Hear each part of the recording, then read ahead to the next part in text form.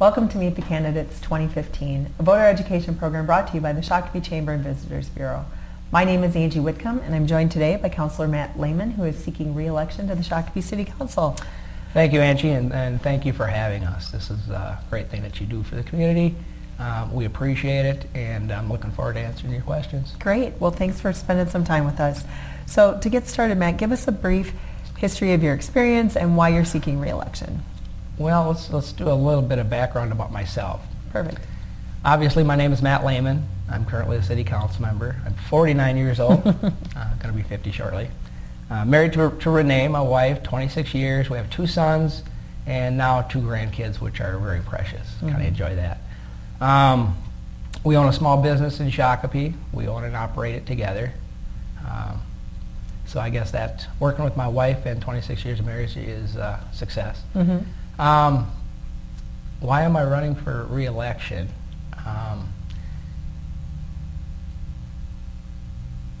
I think there's a lot of challenges right now in Shakopee, and I think the experience that I've gained over 14 years, well, actually 25 years of serving this community in a variety of ways, 14 as a city council member, has given me a lot of experience, and actually I've gained some traits, some character traits that some people didn't think I could actually pick up.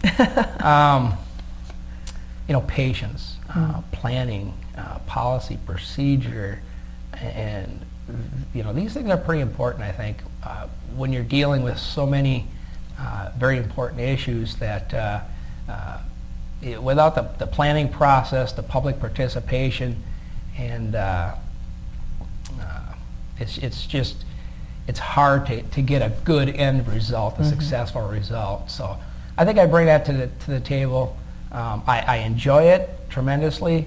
I don't have a personal agenda. I want what's best for Shakopee and its future.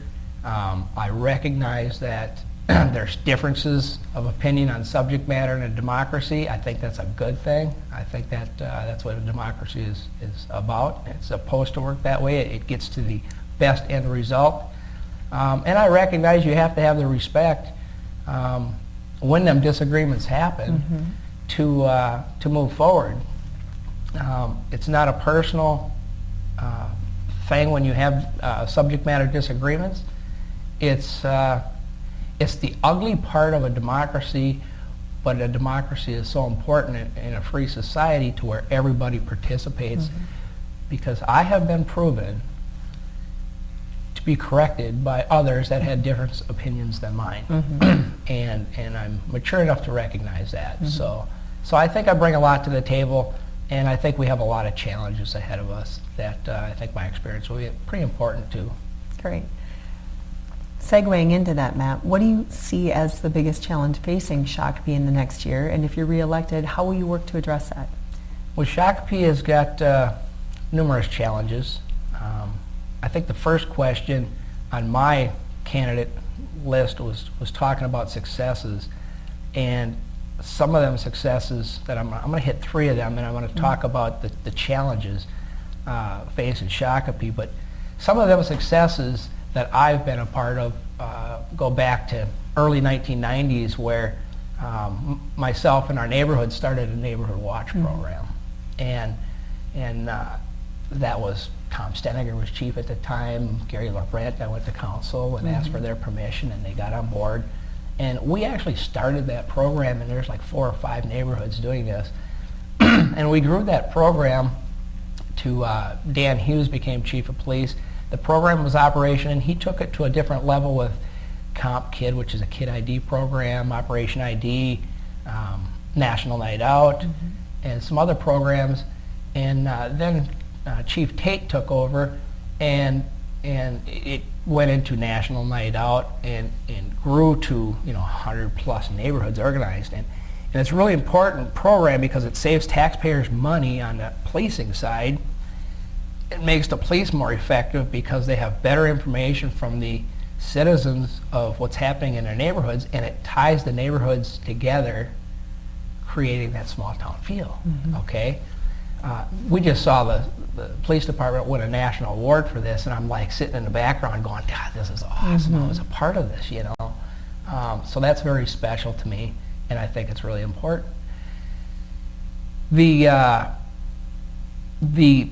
2002 to 2011 time frame, multiple councils and mayors that I've served with, all of them had the same goal as far as the tax rate was concerned. Very stable tax rate, 30, 31, fluctuated very little. But at that same time, we built a new police department building, new public works building, library, and we revamped the old police public works building to the engineering building without a tax increase. So we can do great, good things when we plan properly, get that public participation, and are patient. So these things can be done. They have been done. And the last thing I would say of successes, which again took a long time to achieve, which is the patient part and planning part, but I'm Shakopee's representative, and I have been for many years, 8 years on 169 Corridor Coalition. We were successful in the 494-169 interchange. We were successful in the 101 river crossing. These things happened years ago that I was a part of to get that funding, get that planning in place. We did the 169 interchange, and we're working diligently today on 101, 18, 21, 169. Huge issue. We're going to need capacity across that 169 bridge. It's going to be expensive. We've got a lot of partners involved in this, and you know, if you ask anybody in that area in peak times, that's a huge issue for Shakopee.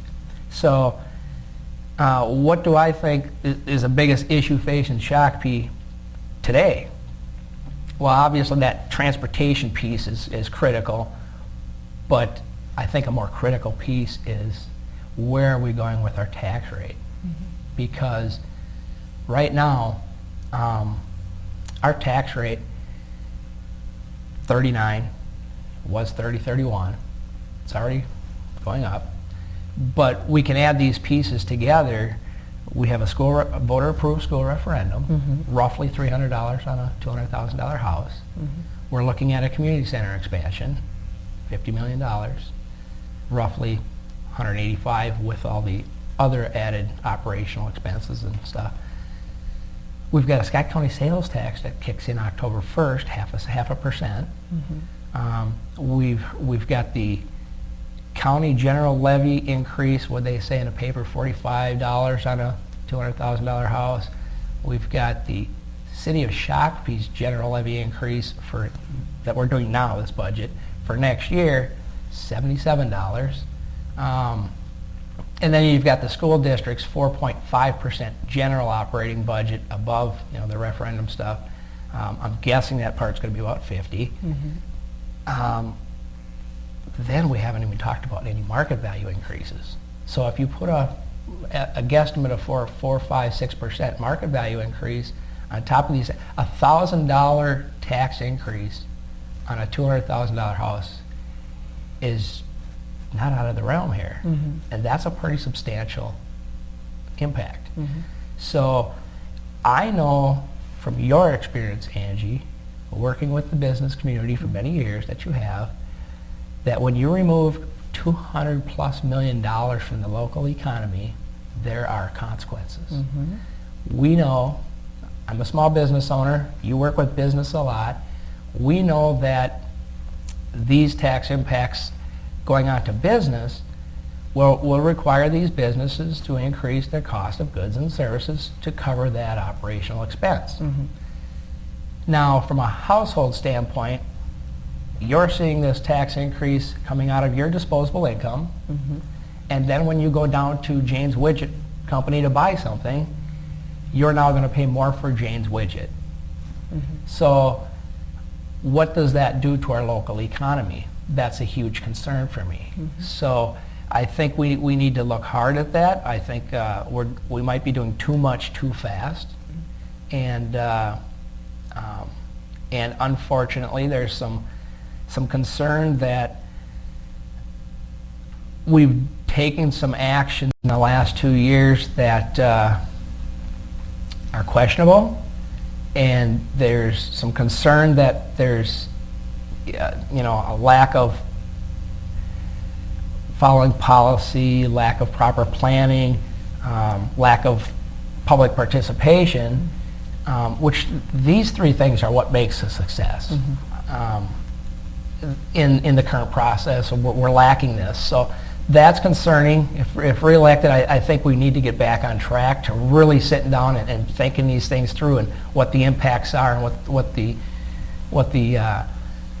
after that action is taken, how does that affect our local economy, and how does it help us moving long term. So that's probably the biggest issue I see facing Shakopee. Don't get me wrong, there's lots of issues facing Shakopee, but when I think of our long-term impacts on not only our residential but our business community, that's when it's a concern to me. Okay.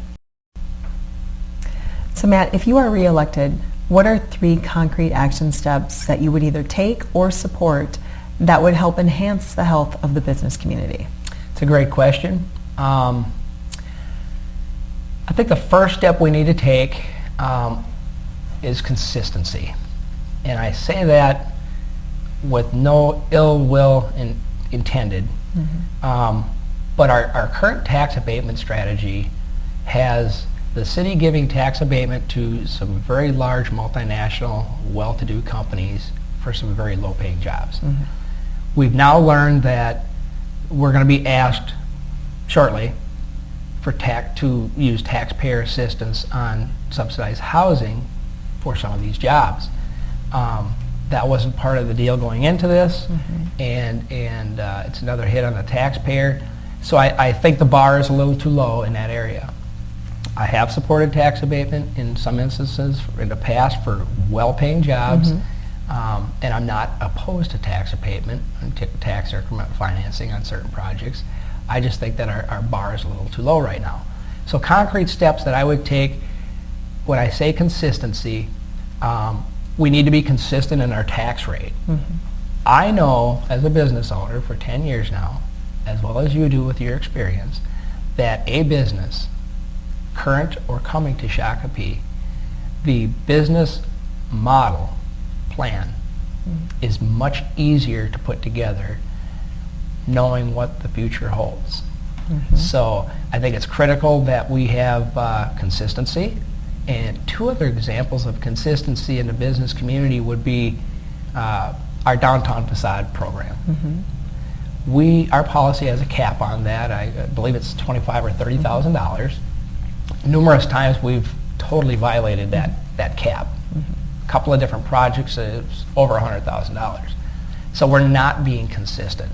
We're telling businesses we have this program up to this amount, and other businesses are getting 3-4 times that amount. So we're not having this consistency. The Main Street program is another example. Great program, I support it. It has never been in my business in all this time it's been here. So we need to have consistency. We need to treat the whole business community equally. And I think just doing that part with that consistency would rally that business community. And when you have that rally and that trust, if you want to call it that trust and confidence, I think that's a tremendous asset. Great. So as a council member, when you're sitting there and making decisions, whose interests should matter the most as you're making those decisions as a counselor? Well, I like to get the information from anybody and consultants, citizens, businesses. But the Constitution that I swear to uphold says I'm accountable to the citizens. So number one, I'm making decisions on behalf of the citizens' best interest and what I feel is the best interest for our city as a whole. I'm not saying that the business input is not important, because it's extremely important. So is the information from consultants, specialists in the field, staff has input. They're professionals in the field and see things that we don't see. So I think you need to gather all the information, but at the end of the day, I'm a staunch supporter of the Constitution, and the Constitution that I swear to says that I represent the citizens, and that's who, in my heart, is the most important to me. Great. Switching gears a little bit, if somebody came to you and said, I'm considering moving my family and my business, or one or the other, to Shakopee, what would you say to them to convince them that this was the right move? Well, I'll say to you, Angie, that we don't have enough time in this interview process to explain all the great things in Shakopee. But seriously, I would say Shakopee is very unique. Shakopee has the benefit and asset of a river with some great trails along this river and some natural areas. We have lakes to the south. We have entertainment all over. We have a diverse tax base, commercial, industrial, and residential. We have multi-housing from high-end housing to entry-level housing. We have a historic downtown Shakopee. We have a hospital complex. We have a great school system. Our departments are second to none in the nation. We have a lot of things going for us. Our transportation system is seeing its biggest upgrade and improvement in the history of Shakopee with all these massive, massive improvements. The 101 River Bridge when it opens, 69-169 interchange, the things that I've already talked about. We've got rail and airports accessible right here in Shakopee or within miles. If you drive 2 miles south of Shakopee, less than that, out by O'Donnell's Lake, you're in the country. You can go for a drive in 10 minutes from Shakopee and just have total solitude out in the country. Or you can take 169 to 494, 20 minutes, you're in the heart of downtown Minneapolis, St. Paul. So we have tremendous assets in Shakopee that are unique in the nation. And we're capitalizing on that. There's just some issues that we've already talked about that, if worked through, could make Shakopee so much better. So it's exciting. It's exciting that we have these great assets and we leverage them. Great. Last question. Tell the viewers at home why you are the best candidate for this job. I think I would say that the 14 years of service, well, 25 years of community service and 14 years as a city council member have given me a lot of experience in a lot of different ways. I've learned a lot of different traits of being patient, properly planning things, where public input is participation is so vital. I think if you were to ask all of those past mayors, council members, county commissioners, state representatives, senators, congressmen, their staff, county staff, city staff, and all these consultants involved over the 14 years, if you were to ask them about how I operate, they would say, well, he's always respectful, and he's always focused on looking at the best interest of Shakopee. So I would say that I'm the best candidate for the job based on that feedback, and also the fact that my voting record for the last 14 years is public. Anybody can research it. They can see where my stand is, and they can look at the successes that Shakopee has built with my participation. I don't take all the credit. That we had some great folks on council and mayor in the past, and other entities of government. I work well with all these entities. We don't always agree. That's part of democracy. We are respectful, and we do support citizen participation. So I would say I'm the best job based on a proven record. And I'd love to plug my website. It's reelectmattlehman.com. There's much more information, more in detail on all these topics than we can cover today. And I've never asked the voters for anything in the 14 years that I've served. I've never supported a pay increase.